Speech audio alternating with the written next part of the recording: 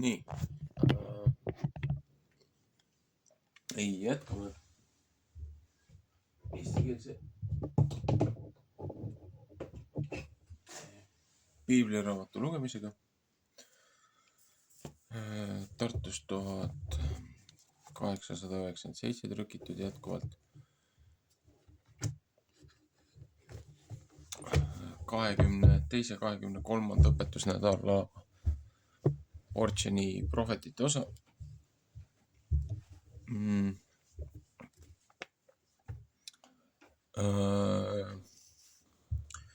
on siis esimese kuningate raamat, 7. peatükk 13-50.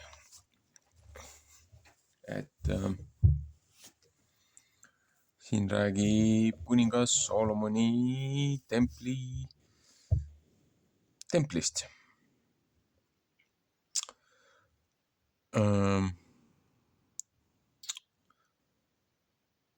Seitsmes peatükk, Solomoni suur kuninglik koda, templiristad. See on siis 13. alates.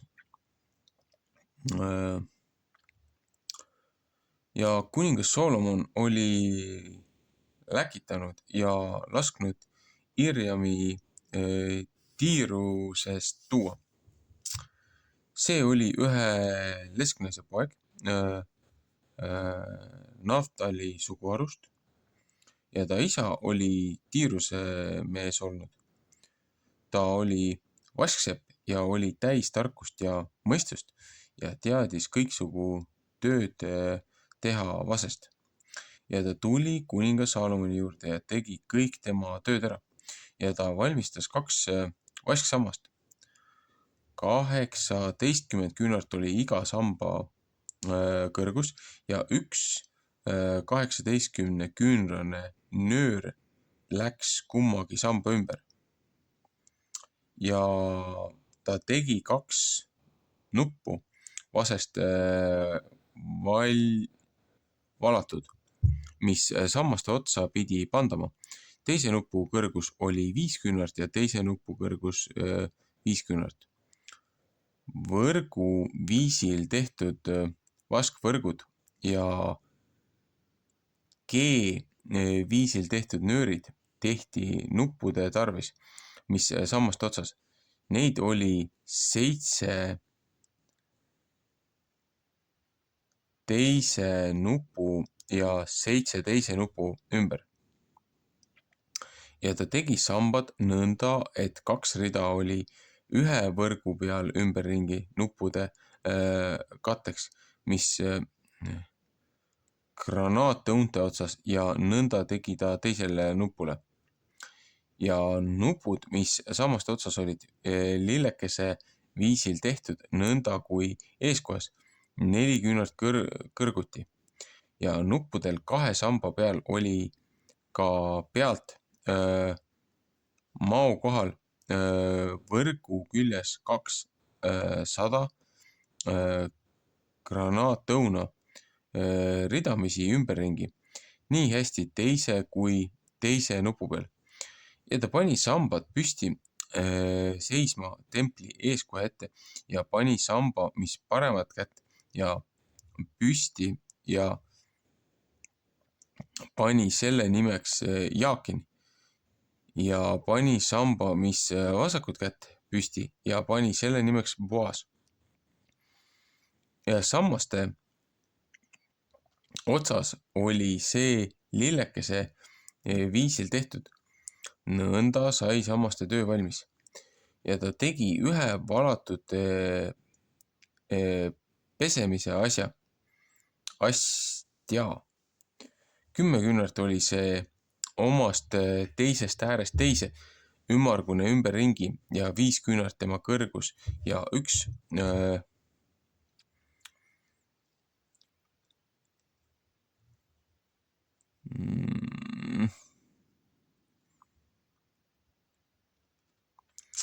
30 küünrane nöör läks selle ümber ja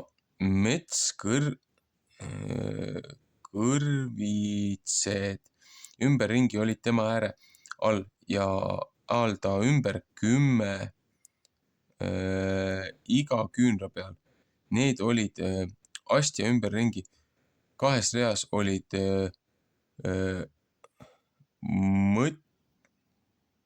mõtskõrvitsed ühes tükis seega valatud. Ta seisis 12 härja peal, 3 vaatasid põhja ja 3 vaatasid õhtu poole ja 3 vaatasid lõuna ja 3 vaatasid hommiku poole. Ja astja oli üleval nende peal ja kõik nende persed olid seestpidi. Ja ta oli kämbla paksune ja tema äär oli tehtud kui karikaäär. Kui lillekese õis, sinna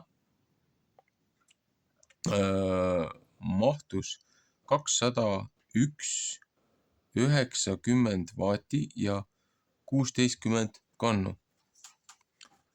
Ta tegi ka 10 vaskjalga, 4 küünart oli iga jala pikkus ja 4 küünart ta laius ja 3 küünart ta kõrgus.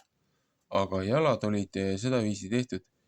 Neil olid põõnad ja põõnad olid krantside vahel.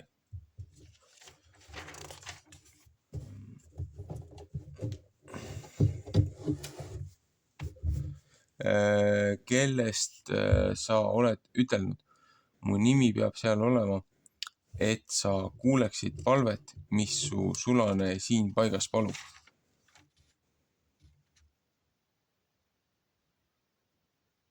Kas ma libisesin praegult üle või? Võtsin 2 lehte korraga. Nii, hakkame uuesti. Ta tegi ka 10 vaskjalga, 4 küünart oli iga jala pikkus ja 4 küünart laius ja 3 küünart kõrgus, aga jalad olid sedaviisi tehtud, 4 olid põõnad ja põõnad olid krantside vahel. Nii, 2 lehte keerasin vist korraga, jah. Ja põõnade peal, mis krantside vahel olid, lõukoerad, veiksed keerubid ja krantside peal oli nõnda samuti ülespidi ja lõukoerte ja veikste all olid liigtükid räästa viisil tehtud. Ja igal jalal olid 4 vaskratast vaskassidega ja 4 nurgas olid 4 neil õlad ja pesemise riista alla oli õlad valatud iga ühe liiatüki kohal.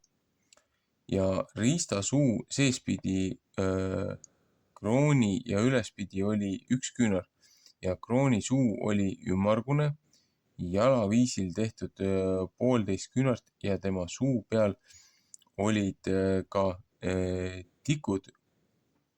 tikitud kujud, aga nende põõnad olid 4-nurgalised, ei mitte ümmargused. Ja need 4 ratast olid põõnade all ja rataste assid jalal ja iga ratta kõrgus oli 1,5 küünart. Ja rattad olid tehtud vankriratta viisi, nende assid ja nende pöiad ja nende rummud ja nende kodarad olid kõik valatud. Ja 4 õla oli iga jala 4 nurga küljes. Igast jalast käisid ta õlad välja. Ja jala pealmiseks otsaks oli ta peal 0,5 küünart ümmargune ümberringi ja jala pealmises osas olid tema käed ja kelle põõnad käisid temast välja. Ja selle põõnad käisid temast välja. Ja ta tikkis tema käte plaatide peale ja ta põõnade peale keerubid, lõukoerte ja palmipuid, kus iial ümberringi paljas koht ta liigtükide peal oli.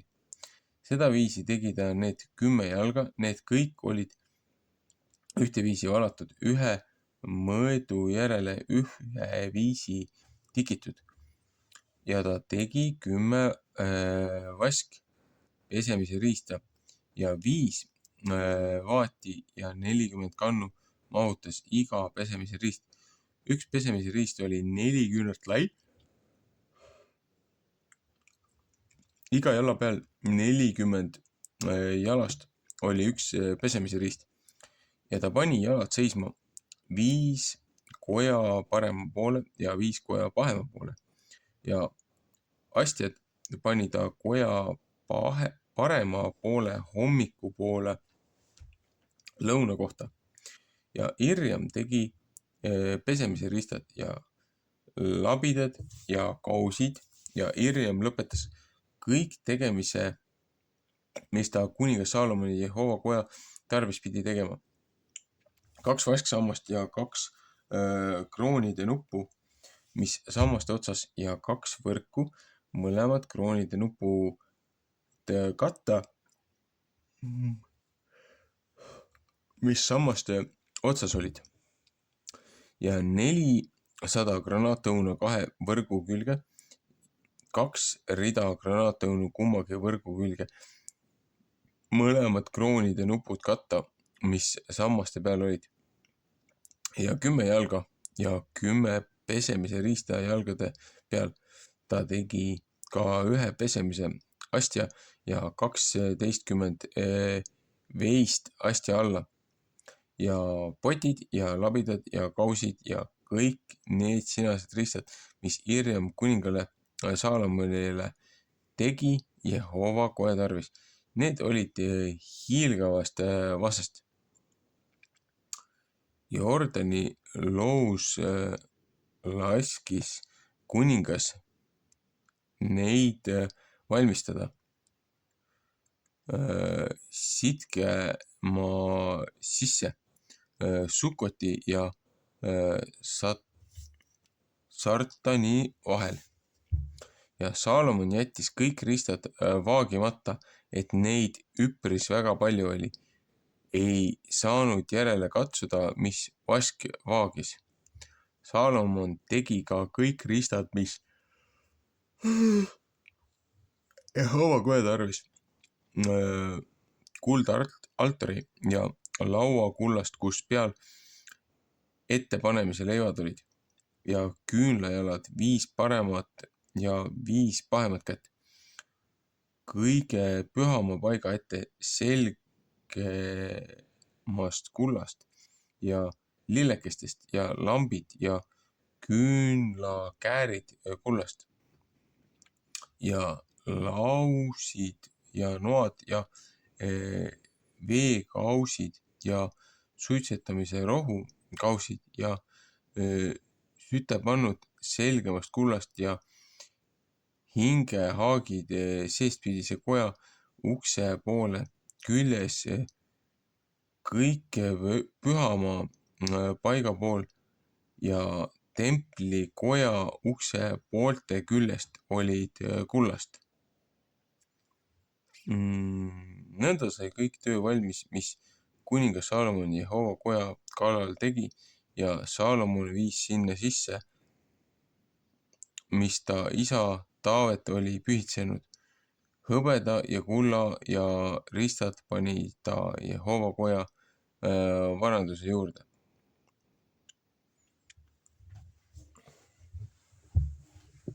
Siin selles kuningate osa raamatus seletab siis neid asju, mis tehti kuningate raamatus.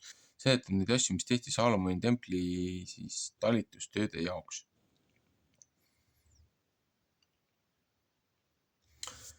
Huvitav, et Irjam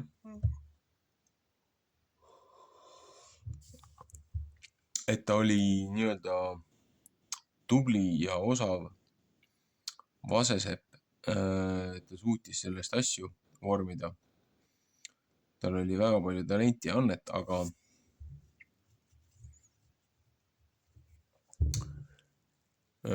kommentaarides ma ei tahaks siin praegu muudesse asjadesse minna, seepärast et kuna teise Samueli raamat sai mul läbi loetud eelmise ringiga, siis tegelikult esimese kuningate raamat on mul järgmine, mida ma tahaksin kontekstis üles lugeda ja esimene teine kuningate raamat. Et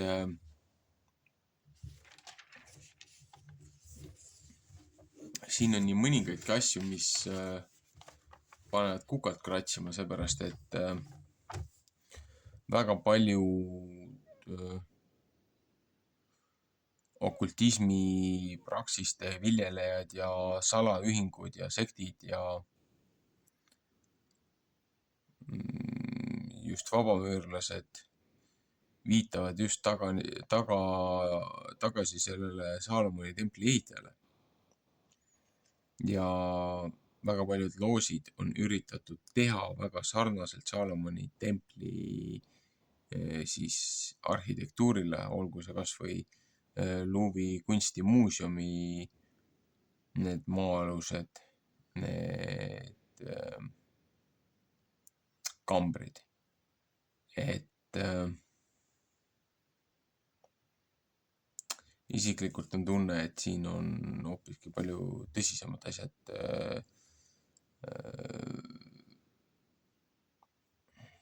pealispinna all tehtud. Aga selleks on inimestel palju suuremat konteksti vaja, et neid asju kokku viia, mis vajab eraldi teema käsitlust ja lahkamist, mis iseenesest hakkaks juba neid nädalaõpetustsükleid segama. Et sellepärast ongi, et kui ma kuningate raamatut edasi hakkan lugema, siis sinna tulevad need muud väiksed kommentaarid ja asjad juurde.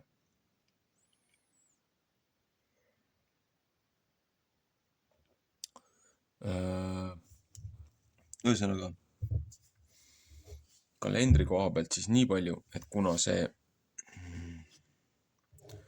minu arusaama järgi, see, kus ma nendes õpetustsüklites ka olen, et kuna me peaksime olema tegelikult siin, kui eelmine laupäev, eelmine hingamispäev oli 21. kosmilise kalendri järgi, viimase kuu 21. et üle-eelmine nädal oli Purim. Eelmine nädal oli siis eelviimane nädal. See nädal peaks siis olema nagu nii-öelda see 12. kuu viimane nädal ja teisipäevaga peaks lõppema, tuleva teisipäevaga peaks lõppema see aasta, aga kuna kevadine see pööripäev, see üks tingimustest, et milles hakkab uus aasta kosmiliselt ja piibliliselt, et Enohi raamat läheb sellesse sügavalt sisse, et siis selleks, et viia see nii-öelda see preestrikalender või kosmiline kalender, loojakalender nii-öelda sünkrooni meie langed maailma sekulaarse kalendriga, siis selle nädala lõppu peaks lisanduma nagu, et kui täna on see 28, me küll loeme seda 22-23 portsjoni seda teist osa laiali laotatuna, siis ongi see, et põhimõtteliselt ma olen juba lisanud nii-öelda selle 7-päevase selle püha, olen lisanud sellesse topeltportsjonisse sisse, et ei tule eraldi vahepeal 7 päeva, kus nagu mitte midagi ei toimu. Et muidu oleks olnud, et 21 on see laupäev, eelmine laupäev, et täna on 28, et siis oleks nagu nädal aega, kui ei olekski midagi, aga sellepärast ongi jube huvitav, et see just see topeltportsjon on siin 22-23 mängib nii hästi ennast lahti, et see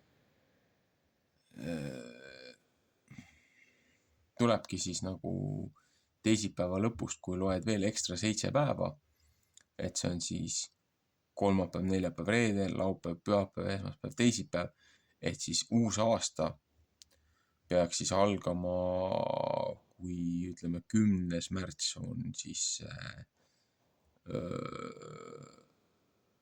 aasta viimane päev nii-öelda 7 päeva juurde, siis nii-öelda aasta esimene päev peaks algama selle 18.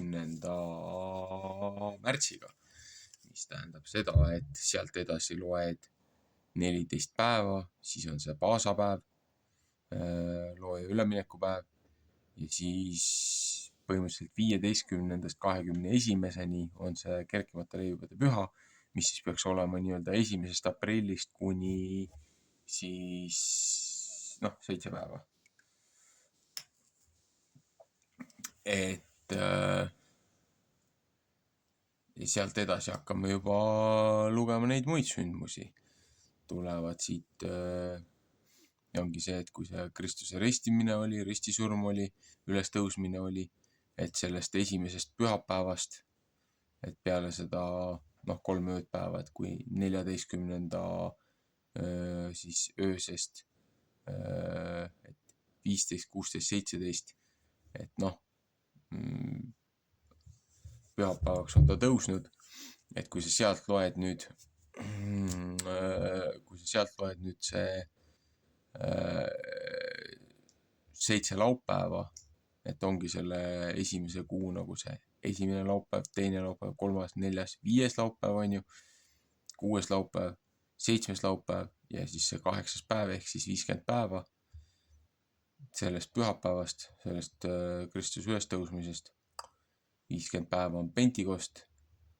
See on see päev, kui Siinai mäel anti esimest korda see 10 käsku, kus looja asutas selle nii-öelda selle kiriku esimese selle koguduse, et mitte selle, mis see Apostlite teod 2 räägib, aga see esimene seaduse andmine ja 10 käsku, see esimene kirik, mis kõrbes loodi, et see oli nii-öelda Pentikosti aeg, mis ka ühtlasi paralleelselt ju korreleelub umbes selle ajaraamiga, kui Nõukogude okupatsiooni aeg Eestis kokku pandud 50-liikmeline delegatsioon läks ju Gorbatšovi jutule nõudmaks Baltimaade, Eesti, Läti, Leedu,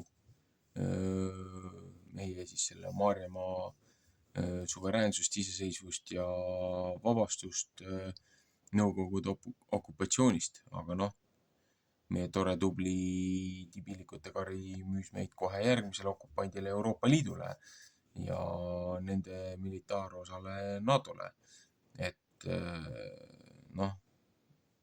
jätkusuutlik orjamentaliteet ei ole nagu kõige mõistlikum tegevusplaan minu arvates. Aga see selleks, et lihtsalt järjekordselt see nädala õpetustsüklid, need, mis toimuvad ümberringi meil siin ilmas, need kõik korreleeruvad. Ja me ikkagi liigume looja aja rütmis ja ajajoones, tahame seda või ei taha. Et lihtsalt see on jällegi vaba tahte valik, vaba ohvri and, et kes millele panustab ennast, kes kuhu oma andami annab.